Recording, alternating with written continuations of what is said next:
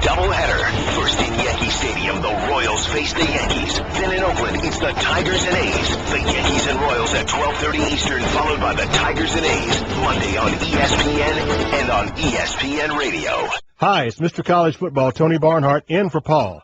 Coming up on the Best of the Paul Finebaum Show podcast, why is attendance dropping across college football's landscape? I'll ask Darren Ravel. College Football Playoff Committee Chair Jeff Long stops by. Plus, I reveal my SEC West and SEC East predictions in 2015. And, of course, your phone calls. This is the Best of the Paul Finebaum podcast. Mr. Hayes is with me. How are you, John? I'm good, Tony. I'll tell you what, we have a conversation anytime Paul has business.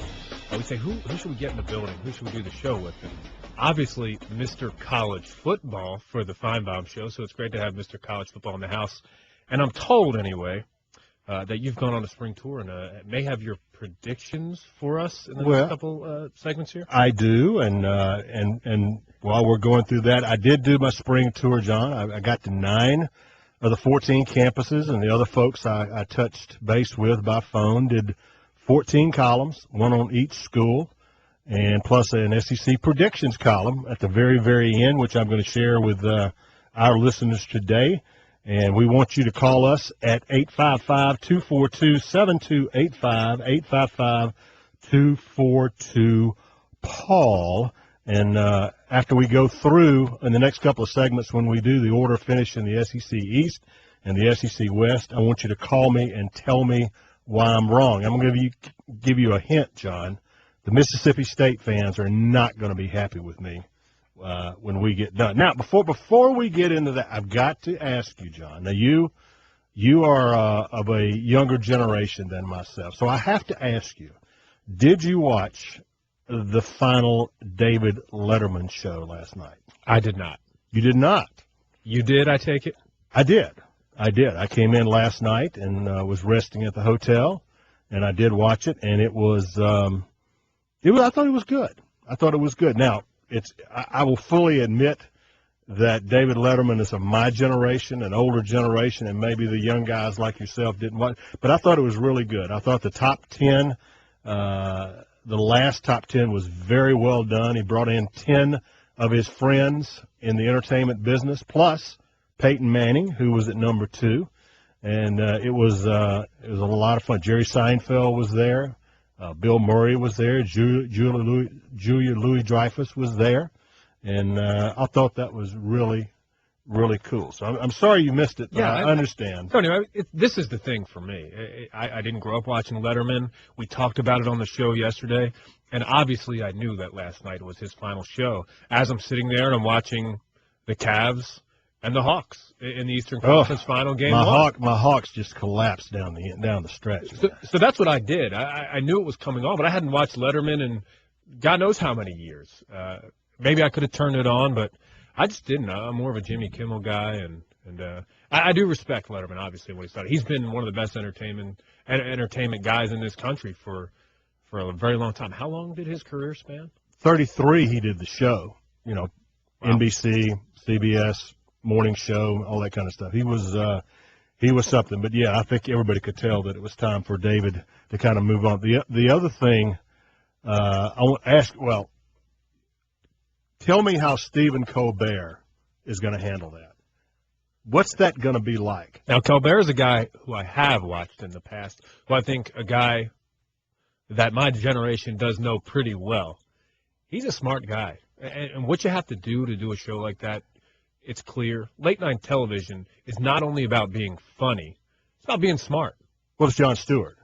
Yes. Jon Stewart. Yes, excuse me, right. Jon Stewart. Yeah. It's about being smart. Those guys, to me, as far as late-night guys, Stewart and Colbert, go hand in hand.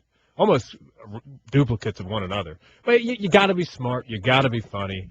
And that's the key traits. And they should be able to step in. Listen, there's never been a guy who hasn't been replaced. Carson was replaced. Carson was replaced. Right. No, absolutely true. Absolutely true. All right, the number is 855-242-7285. I'm going to sit here in just a couple of minutes and give you my predicted finish in the SEC West. Then we'll take our break, and I'll come back and do the SEC East, and then we'll be taking your phone calls. Again, 855-242-7285. But before I do that, we've got Lance from Jasper. Lance, how are you doing? Come on here. Doing great, Tony. It's an honor to talk to you, brother. Well, you're very, very kind. You're very, very kind. So before, Lance, I give my SEC West predictions here in just a couple of minutes, what should I know? What should I know about the SEC West? What do you know? What can you tell me? My big prediction out of the SEC West is that neither Alabama school is going to win the West. I think it's Texas A&M. If you look at schedule, I love the quarterback situation. I love John Chavis coming over. Because I think Miles Garrett's the best defensive lineman in the SEC. And everybody knows if you got a dominant defensive lineman, it changes the whole game. And their toughest games are at home. And everybody keeps talking about Will Muschamp and Jeremy Johnson. That really gets on my nerves. This Jeremy Johnson ain't done nothing but first half against the Arkansas team that was 0-8 in the SEC the year before. And Will Muschamp, I'm a huge Gator fan. I respect Will Muschamp. But I've seen the Florida Gator defense struggle last year early on because they didn't have experience. And if you look at Auburn's defense, 5 returning starters, it's going to take them a little bit to get that defense to jail. So I'm really, really, really sold on Texas A&M. How crazy is that? Well, that's not where I've got them, and I'm going to give them to you in just a couple of minutes. Lance, thanks for calling. We'll be back tomorrow. If you get a chance, give us a call back. All right, let me go ahead and do this because I knew I would run out of time if I didn't go with the SEC West. We're going to go in reverse order. Now, guys, I talked to every school in the SEC West, either visited or talked to them, and here's what I've got in the SEC West. First of all, 3 through 7, you can throw a blanket over them, okay? This is as balanced as I've ever seen the SEC West. But at number 7, I've got the Mississippi State Bulldogs, and you go, Tony, you're an idiot. How could you do that? A team that was ranked number 1 all of last season. Well, here's why. First of all, somebody had to be number 7. And I looked at it logically. They lose 15 starters, John, off of that team. 15, and of those 15 starters, 11 of those starters had lettered for 4 years. Now, I sat in Dan Mullen's office. He says, look, but our number 2s played a lot. They're ready to be number 1s, but he did confess to me that their number 3s did not play a lot and didn't know if they were ready to be number 2s. So that, to me, that is the issue. Dak Prescott, love him. Great kid, great quarterback. Number 6, Lance won't be happy, but that's where I've got Texas A&M because I don't know how big of an impact John Chavis is going to have in the first year. Myles Garrett, yes, great pass rusher. I want to see him do it consistently against the better offensive lines in this conference. He really racked up some numbers against the lesser lights of their schedule. LSU at number 5. Here's the issue. They've got great athletes at LSU. They always do. John Chavis is gone. Kevin Steele comes in as defensive coordinator. What is going to happen there? Ed Orgeron comes on to help him with the defensive line. That's what you don't know. Also, the other thing you don't know about LSU is can they get the quarterback situation figured out? I mean, Anthony Jennings, Brandon Harris were just notoriously, historically bad at the quarterback position a year ago. So that's why I've got such big questions about LSU. Ole Miss, I've got them at number 4. I think, John, if you look at their defensive line, the depth and the talent they have, it's not just Kim Dichie. They've got a bunch of guys who can play. They go really, really deep. They could have one of the best defensive lines in the country, but they've got to find a quarterback. Is it Chad Kelly? Is it somebody else? We're going to see. Arkansas at number 3. I just think they're ready to take the step forward. 2 1,000-yard rushers, good offensive line, underrated quarterback in Brandon Allen. They got to have his receivers step up. The question I have about Arkansas is can their defense play as well this year as they did last year? If so, Arkansas is going to be in every single game they play. Last 2, you know who they are. I went back and forth. Auburn, Alabama. Alabama, Auburn. Alabama, I think, will have one of the better defensive fronts they've had since Nick Saban's been there. They got to find a quarterback. I think Derrick Henry's going to have a marvelous year. Auburn, on the other side, will be much more versatile offensively with Jeremy Johnson at quarterback. Duke Williams is as good as any receiver in the country. And what we don't know is what kind of impact can Will Muschamp make in that first year?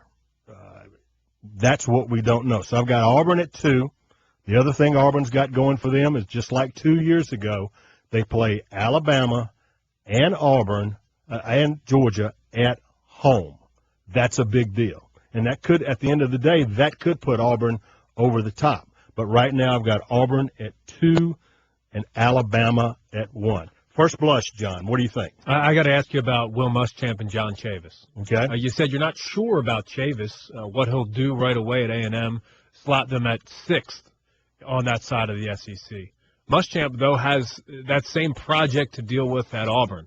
I mean, those two defenses equally were bad the last few years. Muschamp's got 8 starters coming back, plus Carl Lawson, who tore up his knee and did not play last year. So you have more faith in what Muschamp already has there at Auburn than what Chavis had? I think he starts in a much better place because, understand, A&M's defense has finished last, dead last in the SEC in each of the last 2 seasons. Auburn was just bad last year. So I think he comes at it in a better place. But we'll see. Again, 3 through 7, you could have easily put Mississippi State at 3. Okay, you could have easily put some of those others at 3. No, it's just as difficult to pick a team that's going to finish last as it is a team that's going to finish first. I got one final question before we do the East. And you look at Auburn compared to Alabama. You've got Jeremy Johnson. You've got Duke Williams. You've got a quarterback-wide receiver combination. What is that quarterback-wide receiver combination going to be for Alabama? That's why I don't even know what to do with the Tide just yet because I don't know what to expect in the passing game. Yep, I agree with you, and that is absolutely a big issue. But after watching Lane Kiffin do his work last year and watching what he did with Blake Sims, now he didn't have an Amari Cooper. I'll give you that. No, but Alabama has been pretty deep at the wide receiver position for the last 3 or 4 years, and I think the talent is in place. You're talking about what, 4 or 5 top number 1 recruiting classes in a row. I just think they're going to reload. And again, what we don't know is Alabama's defense was notoriously bad on 3rd and long a year ago. They'll tell you that they were. And I think they're going to get that worked out. But again, you could easily put Auburn there. This is the best of the Paul Finebaum podcast. We gave you our finish in the SEC West. Now we're going to turn to the SEC East. And this, again, was at the end of my annual SEC Spring Tour. Did 14 columns off of each of the teams. And at the very end, I picked the order of finish of the SEC East and the SEC West. And all that stuff is archived at my website at TonyBarnhart.com. So, John, let's do the SEC East. We're going to go in reverse order. Again, I sort of do them in tiers, but there's no doubt right now that Vanderbilt struggled last year, 3-7, 0-8. Under Derek Mason, the first-year head coach. I went to Vanderbilt, and I sat down with Coach Mason and some of the players. They have a new offensive coordinator, and Andy Ludwig, who came in from Wisconsin. But, frankly, I don't see them getting out of the SEC East cellar. As a matter of fact, right now I don't see, even though they're going to be better because they just really struggled last year, played 4 different quarterbacks. The offense was just a disaster. I don't see them winning a conference game. Could be wrong. Got them at number 7. Kentucky at number 6. Greg McElroy and I spent 2 days in Lexington and were very impressed by what we saw. They will be a better team overall. Patrick Towles is a developing young quarterback. They've got some very good running backs in JoJo Kemp and Boom Williams. But the defense is still an issue. Last year they were good on the turnover margin, but were at the bottom of the league in 3rd down conversion defense. So I've got them at number 6. Number 5, I've got the Florida Gators right now, John. Florida, the big thing with Florida, first-year coach Jim McElwain sat down with him. Here's the big issue at Florida. They had really no answers on offense a year ago. They've had no answers on offense for 4 years under Will Muschamp. They hope to fix that with Jim McElwain. But, John, here is the key stat. This summer, there will be 12 offensive linemen in the program. 6 of those offensive linemen will be true freshmen. That is not a good recipe. Offensive line is not a sexy position, although it does mean success or failure for the most part on a football field. That's not good. The question for you, what do you make of the McElwain hire? I don't know if I've had a chance to speak with you about it. Not a flashy name, not a guy that a lot of fans would know. Yes, he spent some time in the SEC, was the head coach out there at Colorado State. Yes, he had success at that program, but project him over the next 5 years. You know Florida's in a downturn right now. You've got him finishing 5th in the East. That's after another bad season from Will Muschamp. What's your take on McElwain? Well, the key about Jim McElwain is he has a good reputation for developing quarterbacks. And one of the things that Florida has to do is to find a quarterback and develop him. Okay,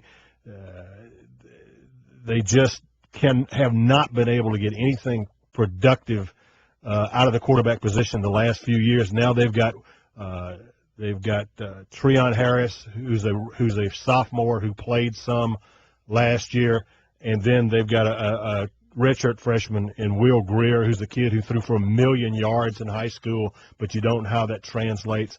And so that they've got to get that part of it figured out. I think McElwain, with the way that they finished in recruiting, remember when he first signed on, it was like Florida wasn't going to sign anybody. It was going to be, and they finished.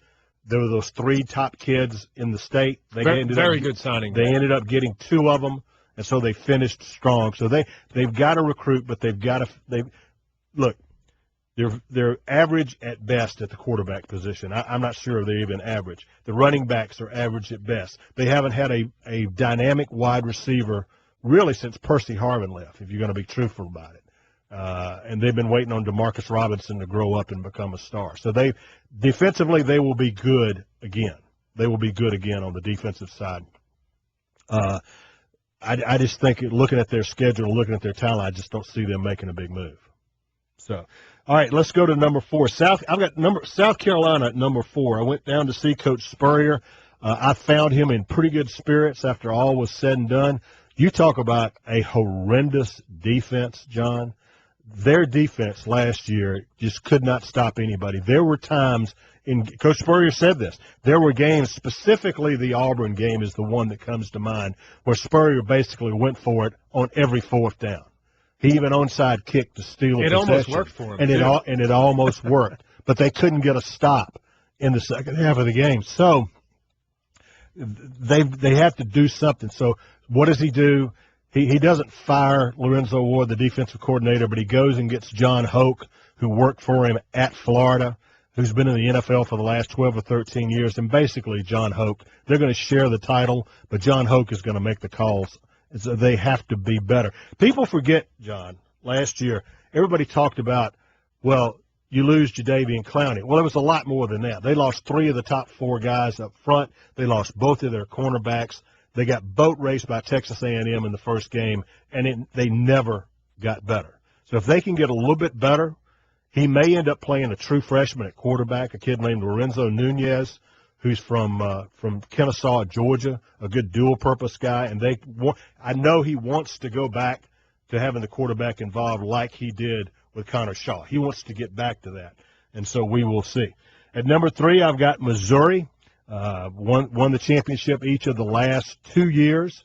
14-2 in their last 16 SEC regular season games. I think Gary Pinkel is one of the best coaches out there. They've got Matty Mock at quarterback, and Matty Mock, it just depends on what guy shows up, okay? He makes plays that are absolutely unbelievable, like those 2 throws he made against Alabama, and then he makes plays that absolutely defy description. They got to replace 2 pros on the defensive line just like they did a year ago, and we'll see. And they lose their defensive coordinator who goes to Missouri State. So you put it all together, I could not pull the trigger on Missouri and pick them any higher than number 3. And then, John, this is the team that you've been asking me about. There's the University of Tennessee. Is this the line of demarcation here, Tennessee, or would you move it over to Mizzou? After Mizzou, to me, Mizzou could win the SEC East, so could Tennessee and Georgia, who end up being your number 1, obviously. Outside of those 3, Is South Carolina on the outside looking in? Yeah, I think you bracket those three. So it's a three-horse race here. I think so. I think South Carolina, if they could get better defensively, they could. But I just think when you look at the talent, Missouri's got a quarterback returning. Tennessee has a quarterback returning. Georgia does not. But Georgia is very – we're going to talk about Georgia in a second, but they're very good in all the other places you've got to be. Tennessee, we spent a couple of days there. Peter Burns and I spent 2 days at Tennessee, when we were just very, very impressed, not only from what they're doing from a facility standpoint, but, 18 starters back, a proven quarterback in Joshua Dobbs. They had an offensive line last year that gave up 43 sacks, which was totally unbelievable, but they got better once Dobbs became the starting quarterback because of his mobility. So I'm not sure. I'm thinking that Tennessee is still a year away. I mean, they've had 2 top 5 recruiting classes back-to-back. A lot of those guys are going to be young. The issues a year ago were the offensive and defensive lines, the interior of the defensive line. But we'll see. They get Georgia at home, and they could have beaten Georgia each of the last 2 years. So we will see. So after that, yeah, it's Georgia. No, they've got to find a quarterback. It's probably going to be Bryce Ramsey, but we'll see. He's got 3 in camp that he really likes. 4 out of 5 offensive linemen return. Nick Chubb, we sat there and watched Nick Chubb grow up right before our very eyes. And so you got him. You got Keith Marshall coming back, who ran with Todd Gurley. He was dinged up last year. Sony Michel, a big-time recruit out of Fort Lauderdale, who played a bunch until he got hurt last year. So Georgia's very deep on the offensive line, very deep at running back. They've got to find a receiver. And the defense under Jeremy Pruitt in the second year, I think it's going to be better. So that's Georgia, Tennessee, Missouri, South Carolina, Florida, Kentucky, and Vanderbilt. What do you think? Tony, you've been to a black tie affair, I take it. You go, you show up, you're wearing your best, which Georgia always does. They look good in those uniforms. Iconic in college football, really, that program. Georgia shows up, and the first thing that happens is a waiter comes over with a nice silver platter, and they go, here you go, here's the SEC East. I mean, that's exactly what happened in 2014. And what Georgia did is they reached for it. And let's think of it as champagne. Well, they come over with some champagne. There's about 5 or 6 different glasses of champagne. Mark, Rick, and Georgia, they go reach for their glass, and what happens? Hit it with the elbow, knock it off the tray, and they don't have it. That's exactly what it was for Georgia last year. John, on a silver platter. Yeah, no, I've been doing this a long time, and I must tell you that of all the head scratchers I've ever seen, and I've seen a lot of them, I was at the Georgia-Florida game in Jacksonville. I try to get down there every year. I was befuddled because, listen, I talked to the Georgia coaches on the field before the game. They felt pretty good about things. They thought they'd had a good week of practice. But Florida runs for 418 yards. Georgia could not make an adjustment. And we're talking about a bad Florida offense. And they just destroyed them. And so destroyed them. It just absolutely, Georgia comes back, and they beat Auburn. And, yeah, Georgia Tech.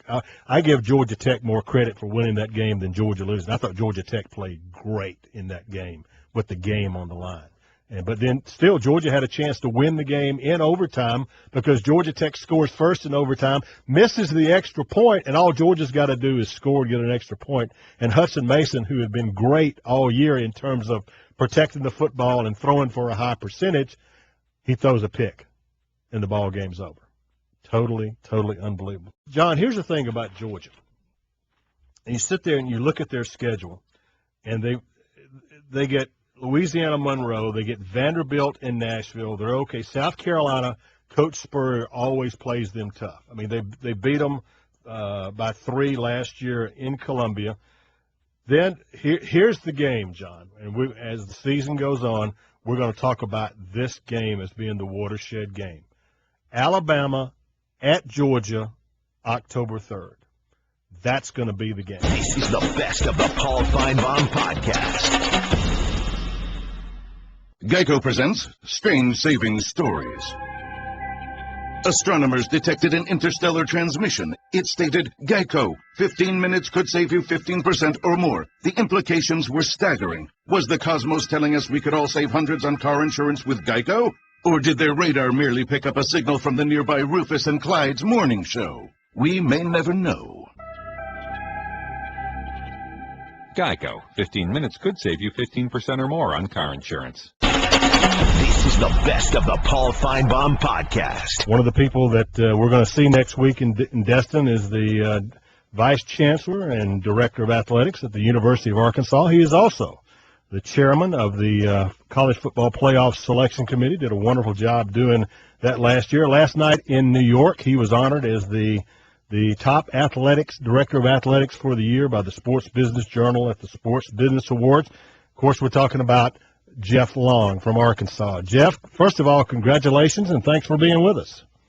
Well, Tony, thank you very much. It's a pleasure to be on with you, and thank you for the congratulations on the Sports Business Journal Award. You know, I'm very proud of this award, and it's a prestigious award, but I think most people know that when you receive an individual award like this, it's much like a team. I've got a team at Arkansas that are just incredible between student athletes, coaches, staff, and their contributions are really the reason ADs get recognized. And I'm so proud to be their AD and representing the University of Arkansas. And I really am honored and humbled to receive the award. It's really a special one for me. So thank you. Absolutely. And now also we should point out that the College Football Playoff was also voted as the best new sports franchise of the year. That had to be you and Brother Hancock also picked up some hardware. Well, we did, and again, I'm so happy for Bill because Bill's the backbone, the neuro system in the College Football Playoff, and he's the man behind the scenes on everything. And I'm so proud and happy for him. And Dan Radakovich, the AD from Clemson, was also nominated for the AD Year Award, and he sat at my table, and we were both just thrilled for Bill and the College Football Playoff for winning that award as well. So very proud to be a very small part of that award as well. All right, well, let's talk about the playoff committee. Obviously, a couple of things. Well, first of all, big picture, Jeff, what did you learn? What were the big couple of takeaways you had from your first year as the chairman of that committee? A couple of things come to jump out at me. One is that I feel like we worked a whole year in advance to develop the process and the procedure, and I think it worked extremely well. I think it did arrive at the four best teams. So very, very excited and pleased that played out so well. I do think there are a couple of things that I think we learned along the way about how much time to spend deliberating on certain teams and such. And then I do think we learned the importance of not looking ahead. And at some point, Tony, we get criticized because people say, well, we should have not ranked TCU where we were because we should have been able to look ahead and see that those teams were going to win, and therefore TCU, because of the head-to-head with Baylor, would drop. But I'm a strong proponent to say, you know what, that drop from 3 to 6 for TCU really said that we stuck to the process, because you cannot enter in the championship weekend results until they occur. So I think we did a good job of staying the course, not trying to rank on what we think might happen in the future, but dealing with the results we had at the time we ranked. So I think we learned that, and I think that was a valuable lesson to learn, and I think we'll put that into use again as we move forward. Jeff Long is the Director of Athletics at Arkansas. He's also chairman of the College Football Playoff Selection Committee, joining us on the Paul Finebaum Show. Jeff, obviously you lose two very qualified people in Archie Manning and Oliver Luck, but you've added two pretty sharp people. Bobby Johnson I've known for a long time. Kirby Hocutt gives you your Big 12 representative. How have those two guys sort of adjusted to being part of the gang? Well, we had our first meeting around the Final Four in Indianapolis, and those two fit in extremely well. I'm a believer that we needed an additional coaching perspective, and I think Bobby Johnson will add a great dimension to our staff, to our committee. Not that the others weren't, but I think having an additional coach is a very good perspective for us. And Kirby Hocutt. Kirby played in the Big 8 back in the day, and he knows the game, and I've known him for many, many years, and he knows college football, so I think he's going to be a great addition as well. We will certainly miss Archie. Unfortunately, he wasn't able to participate in much of our committee, so we will miss him. And same with Oliver Luck. Oliver is a tremendous professional and brought a lot of, obviously, perspective from a player. Not really hadn't coached, but, man, when you played in the NFL, you're almost as good as a coach. So those perspectives are very good. And we'll miss those guys because they're quality people. Jeff, let me ask you this. I didn't know this. I went back and I was sort of plotting out my fall, and I went and noticed that the fact that the first rankings this season do not occur until November 3rd. I know part of that's the fact that we have one less week in the season. We have 13 Saturdays instead of 14. Isn't that right? Is that one reason? Also, you cut it back by one, right? Exactly. We wanted to keep consistent the point at which we began ranking, and that was really after the seventh week, I think, ninth week. I'm sorry, ninth week, which gives us 6 weeks to rank as opposed to 7th, because this year there's one less week, which also means one less open date for teams. So we wanted to keep that when we started the rankings consistent. We thought that was important. All right, Jeff Long is the Director of Athletics at Arkansas, Chairman of the College Football Selection Committee. Now, Jeff, I've got to ask you, Coach Saban made a little news about a week or so ago, and he said, hey, I don't know if we can have the playoffs and we can have the bowls. I don't know that we can do both. I know, as they say, opinions vary on that sort of thing. Your position is, well, there's room for both, right? That was sort of your response to that. Yeah, they did, and I want to explain that. Many times I was on a local radio show, and, sometimes you tend to relax and cut up with the group. And I want people, and I know there's been a lot of fodder, but I was certainly not disparaging Coach Saban in any way. I have great respect for him as a coach, and, his perspective is one that I value because I value coaches' perspectives. I was just attempting, and I did it poorly. I recognize it was my poor use of words, but all I was trying to say is there are different perspectives. I don't share exactly the same view as Coach Saban does on that. I do think there's room for both because I do believe, outside that top 4 in those playoffs or the New Year's Six and such, I think that bowl games are important for the student athletes. I started as a coach, and I've been around football my entire career, and having a bowl game, a chance to have more than just one team in the season on a high with a victory is important for football programs. So bowl games, when you play in them, you're going to have more teams and more student athletes in with a victory at the end of the season. So all I was saying is, well, I hope that we can keep the two systems running because I think it is important for student athletes, football players, to have a positive experience of a bowl game at the end of their year. Well, I can't let you go without asking about your Hogs. I mean, at the end of the year, John and I were just talking that nobody wanted to play Arkansas at the end of the year. They had figured it out. The offense was just overwhelming. The defense was playing at a very high level. So tell us, I haven't been to Fayetteville since last fall when I came to see you. What's the excitement level in Fayetteville, Arkansas? Well, the excitement level is extremely high, and I want to just say, Coach Bielema has demonstrated himself as a quality coach because his teams kept getting better, and believe me, he had a turnaround job to do, and I've said it before. I thought it was going to take more than 2 years to get us back in the bowl game. I really thought it would be 3 or 4, but Brett and his staff did a wonderful job. We were so close so many times, and if you're not a great coach, those teams that are so close so many times, they have a tendency to then fall off because they don't get over the hump. Brett and his staff kept our team believing. They got through with that LSU shutout, the Ole Miss shutout, and boom, it was a different team, different perspective. They understand what Coach is teaching. So, you know what? Enthusiasm is high.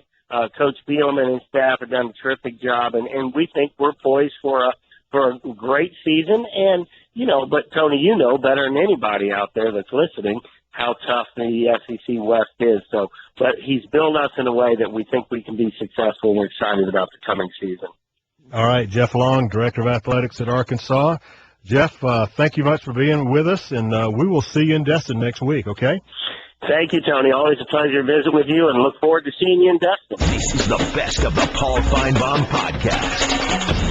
Darren Ravel is as good as anybody who does this right now. And last week for ESPN.com, he wrote a story, said that average college football attendance at the highest level, FBS, had dropped to its lowest point at any time since 2003. So the question I have in reading the story, you can sometimes, there's certain reasons why attendance dropped, but I wondered if there were bigger reasons that we're not aware of. And for that, we bring on our guy, Darren Ravel. Darren, how are you, sir? Thanks, Tony, for that great introduction. I appreciate it.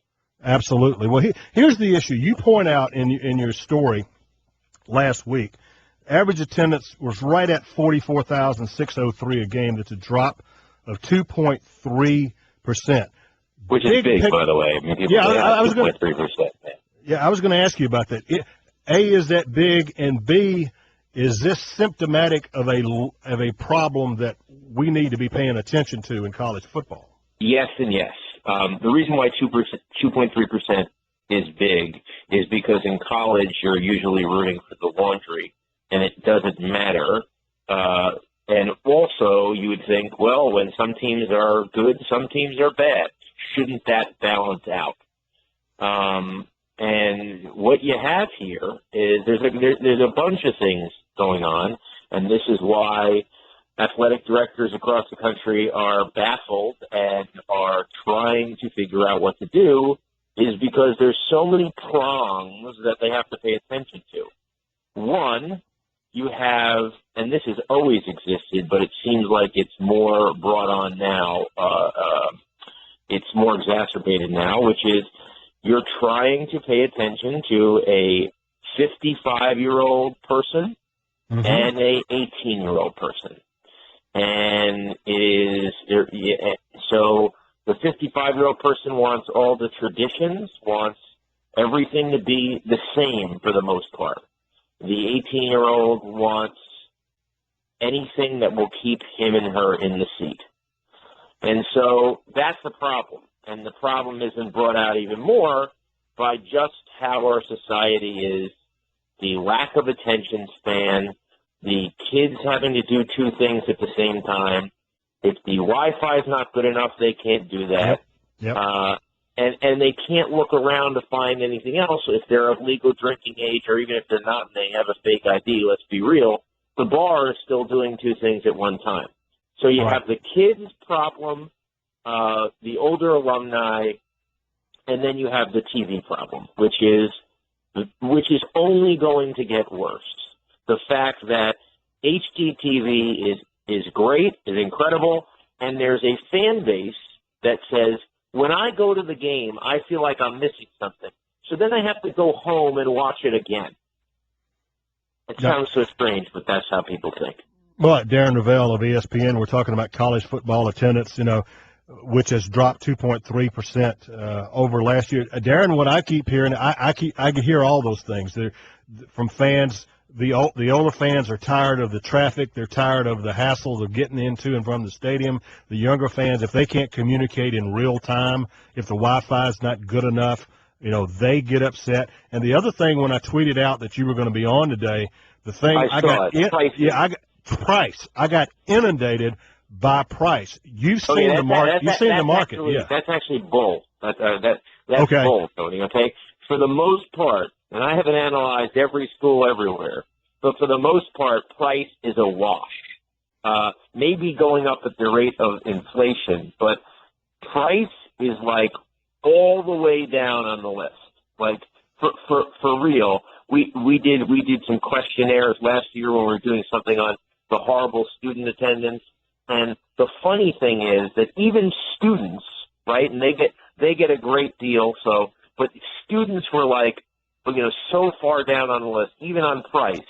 Price seems to be the number one thing that comes out, but for the most part, the people that are actually doing the studies, that seems to be like a Twitter thing, a reaction. The people who are actually paying don't think that. The traffic is much more. It's the hassle. It's the price has not changed so much. If you read, you can go back to sporting news issues in 1965, and they're complaining about the price. Yeah, absolutely. Darren Ravel of ESPN. If the price was such an issue, the price wouldn't keep going up and up and up. In other words, yes, to some extent there's a demographic change of, yes, you can get corporations, you can get companies, but people want fans in the stands, and the prices wouldn't go up if that market were capped by people saying, I'm out of here. That's not happening. Right. Well, Darren, I can't tell you how many athletic directors have told me, hey, we have got to do everything we can to make the in-stadium experience as good as the high-definition 60-inch television screen experience at home. And, frankly, I don't know how you do that. You got any ideas? You put the TVs in the stands. That's what the Miami Dolphins are doing this year. They basically said, okay, let's blow out the from the 30 to the 30 on one of the sides. On the lower level, we're just going to make basically couches, big seats, and then we're going to sell pods of these seats and put TVs in front so people are watching the TV and watching the game at the same time in the stands. Because I can't tell you how many times I've heard this. Again, as I just said, I'll say it again. I went to the game.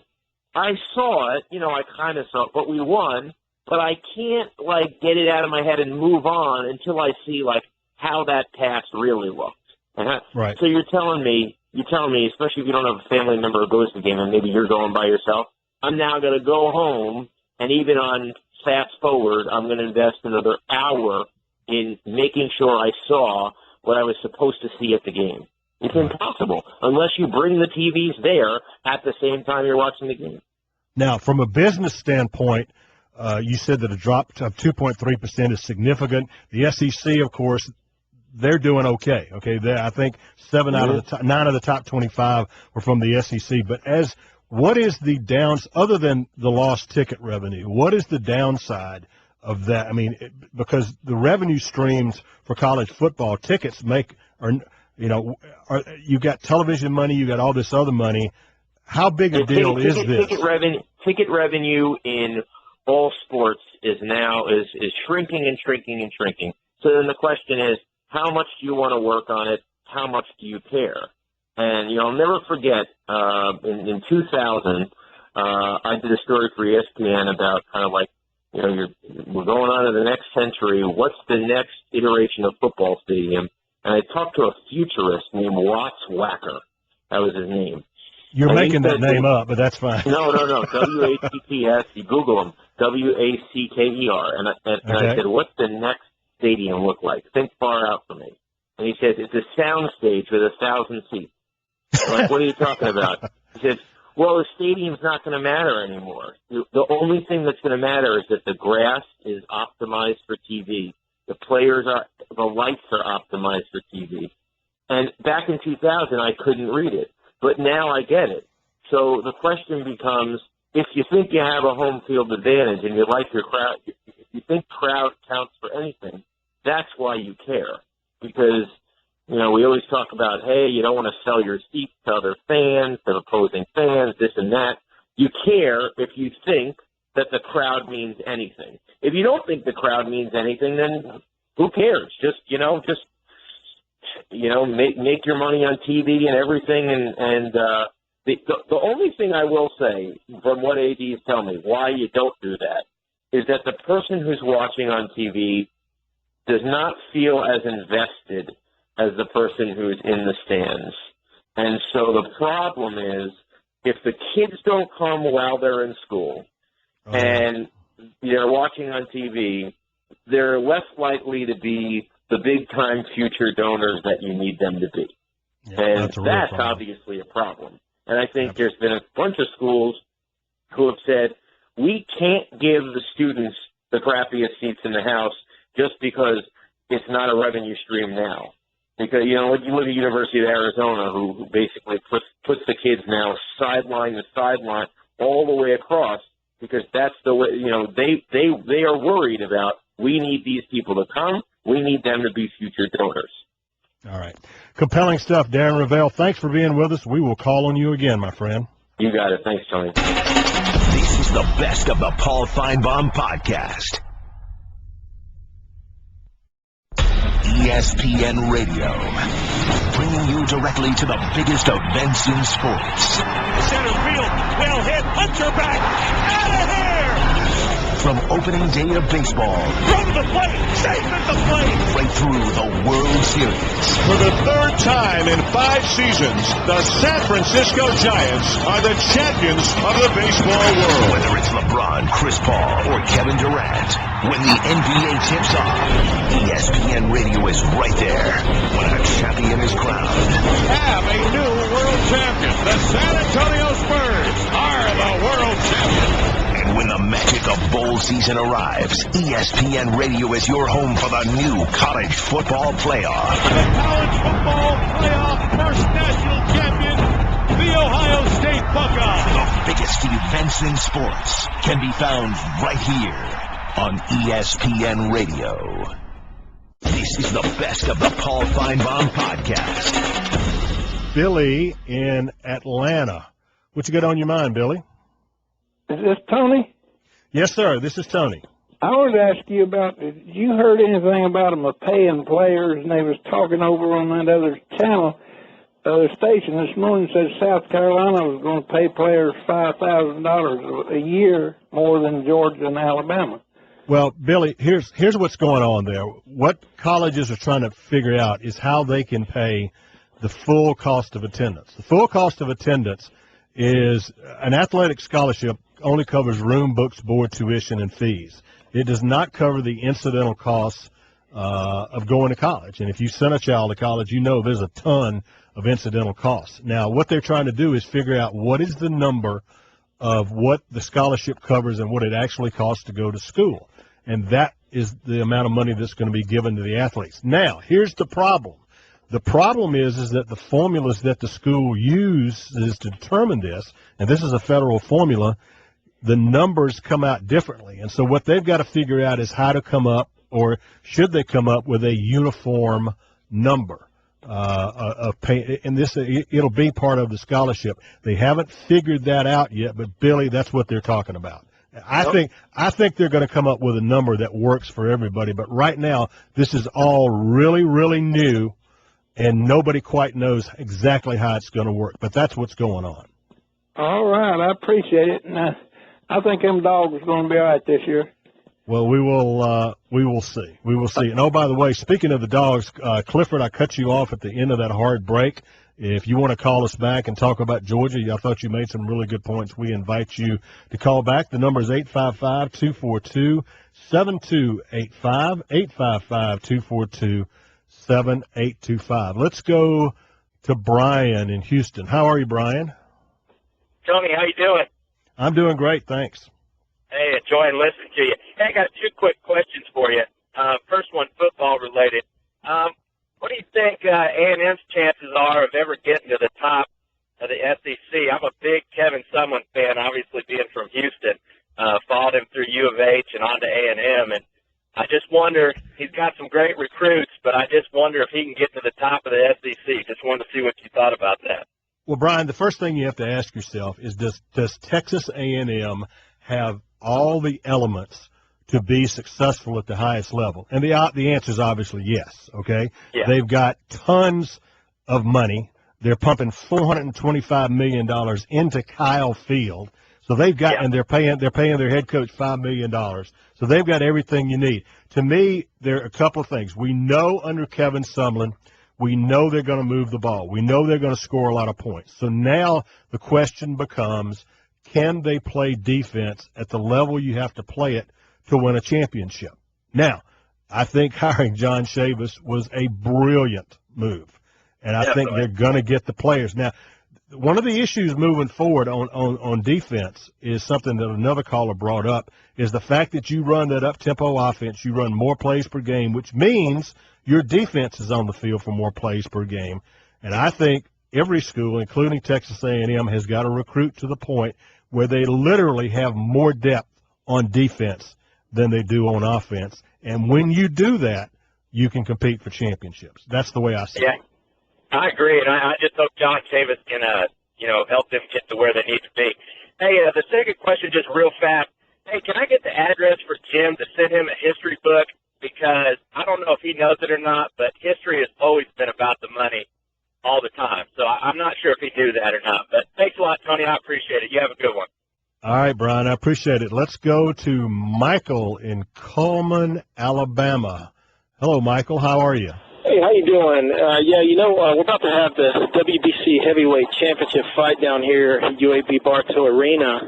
And I was wondering, I don't know if you've kept up with the UAB football situation. Do you think it would be a good idea for UAB to, like Cousin Eddie, ask Deontay to help him out a little bit? He's going to probably take down 80% of the money from this fight.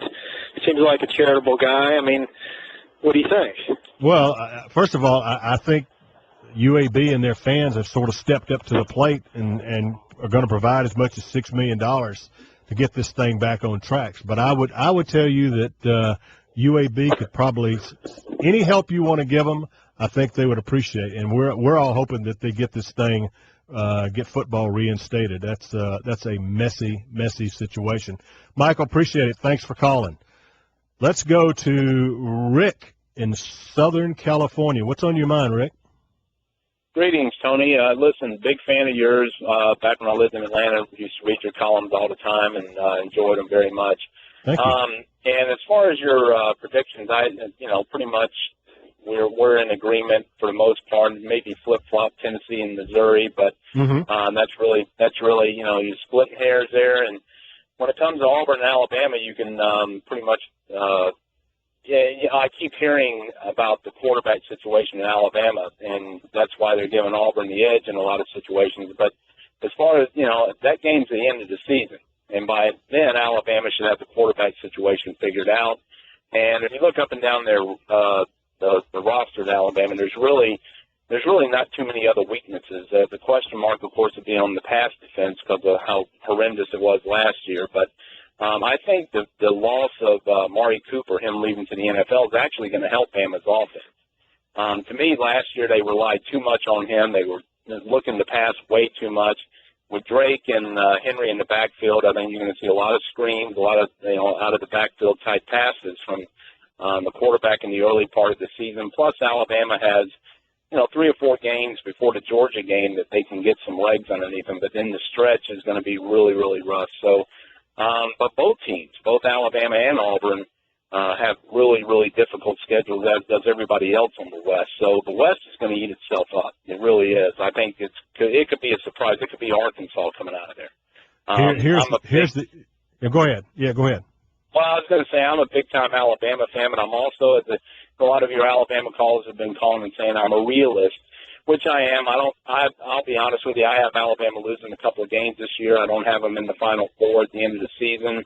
I think Georgia is going to represent the SEC this year. I just think they're more balanced than the rest of the league. And I think Chubb's going to be, I think he's a Heisman Trophy candidate, and that's going to be the difference in the SEC, providing Georgia doesn't step on themselves, or lack of a better term, before the season's over against the Missouri or a Tennessee type.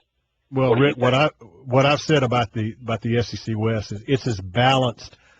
I don't know that they're as good as at the top as they have been. I don't think they are, but I think the SEC West this year is as balanced as I've ever seen it.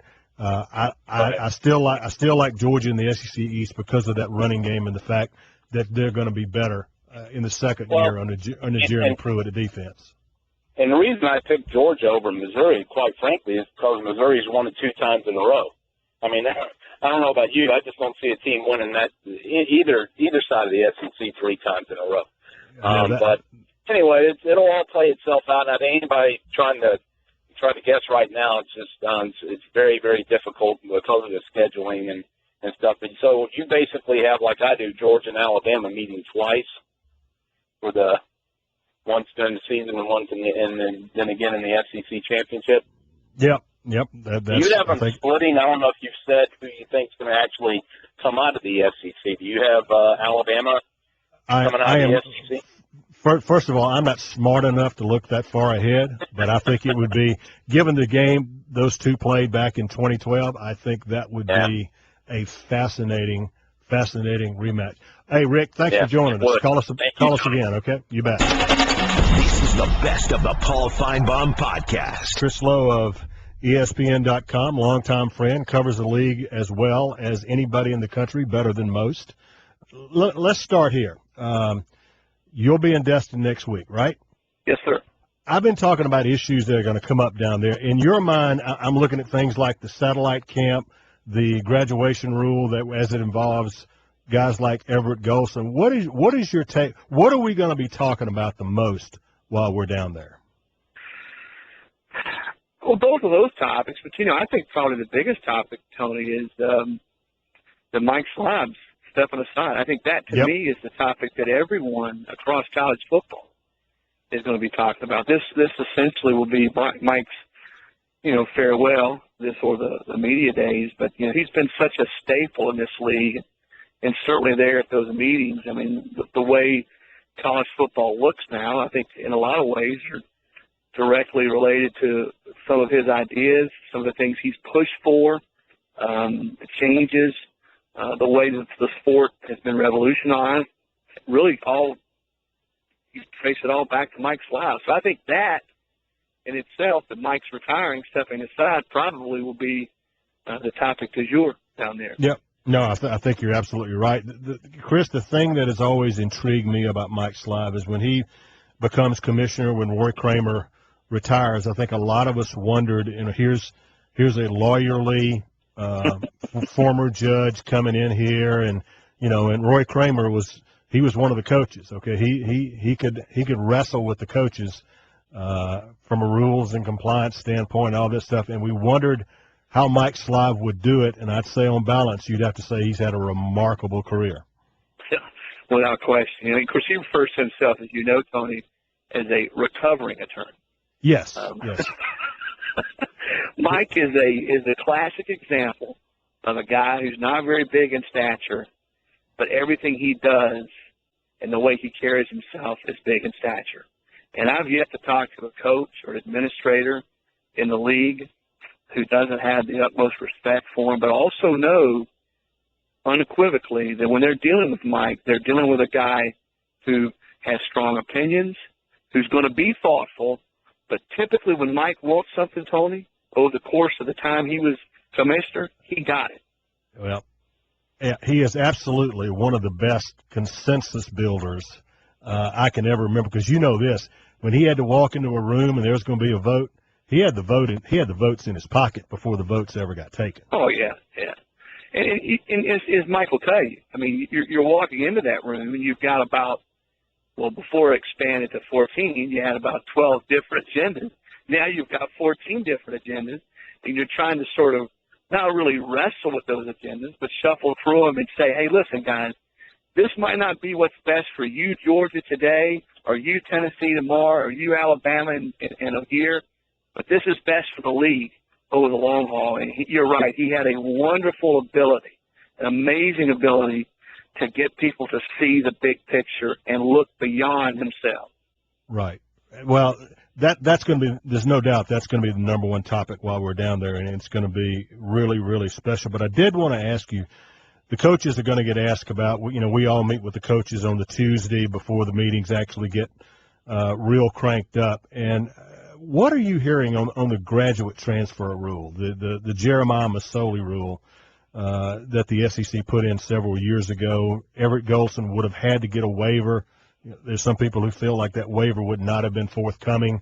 Well, I don't know about that, but the question, I just heard a lot of people say, "Hey, we need to change that rule." What kind of pushback have you heard about that rule? Well, I've talked to several coaches in the league. I'm sure you have too about it, and they don't like it because they feel like it gives other conferences a competitive disadvantage. As I had one coach tell me in the league, so basically what we're going to do is we're going to push him to Florida State. Yeah. Which is I what think, happened. Yeah, exactly. And I think Florida State was probably always right there, either at or near the top of his list, Tony. But really, the SEC schools were sort of out of the game with him, because I didn't talk to anybody in the league that was either really interested or sort of had some interest in him that thought that he would get through. In fact, I had one coach tell me that the league, whether it was Greg Fink or Mike Sly, was really sort of drawing a hard line in the sand on this particular issue. Especially because in his case it was an academic situation. But I think the problem with that, and you asked me what I think about it, is, what he got in trouble for at Notre Dame was an honor code violation. But he served his time. He served his penance. He set out a year. He graduated from one of the more elite institutions in the country. I mean, he has a degree from Notre Dame. And Mark Slavois, our good friend, my colleague, wrote a column about this a few weeks ago, and I agree wholeheartedly with him. I mean, you mean an SEC school is going to take a kid who has some type of scrape with the law hanging over his head, in some cases felony charges, or a kid that steals from teammates or is accused of stealing from teammates, because they go spend 6, 7, 8 months in the JUCO, but then they can get back into the league. But a kid like Everett Golson, who has a degree from Notre Dame, can't. To me, that's a little hypocritical. Well, and it ultimately is the issue more so than that, the fact that he's only got 1 year of eligibility left. Is that the deal breaker? Yeah, I think that's the way the rule is written. If you have fewer than 2, then yes, that's the way. And I understand the rationale is, well, we as a league, we don't want to get into free agency, especially with regard to a kid who's maybe running away from trouble from another school. And I understand that. That's fair. But I think every situation is a little bit different, and if you sort of box yourself in on every single one, and a case like this comes up, it just doesn't seem like that. It seems warped to me, Tony. Right. Well, here's the deal, and we've got Chris Lowe of ESPN.com.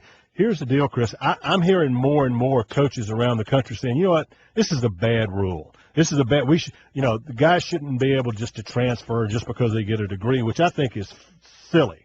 Okay? To me, if you've got a degree and you've got eligibility left, guess what, Bubba? You're a free agent. And to me, that's the way it should be. Yep. I think the degree thing is that's the caveat in this whole discussion, Tony. If you got your degree, if you graduated and have a degree, and you still have eligibility left, no different than really a coach. I mean, coaches can come and go. And I understand they're not going to school. They're not on scholarship. I know maybe that's not really comparing apples to apples. But, yes, I do believe you should have that freedom. I don't like that, people talk about, and I know we joke when we say free agency. You never really get into college free agency, but it's a fact. If a kid gets a degree, I think he should have that opportunity to go somewhere else if he has eligibility remaining. Finishing up with Chris Lowe of ESPN.com. The other thing I want to ask you about, Chris, is the satellite camps. I mean, here's another issue where I think the SEC coaches, I know they're not happy that Jim Harbaugh is coming down here and that James Franklin's coming down in the South. But it's their decision. They can do what they want to do. But the idea that we're going to make some kind of rule that keeps satellite camps from happening, I don't see that. I really don't.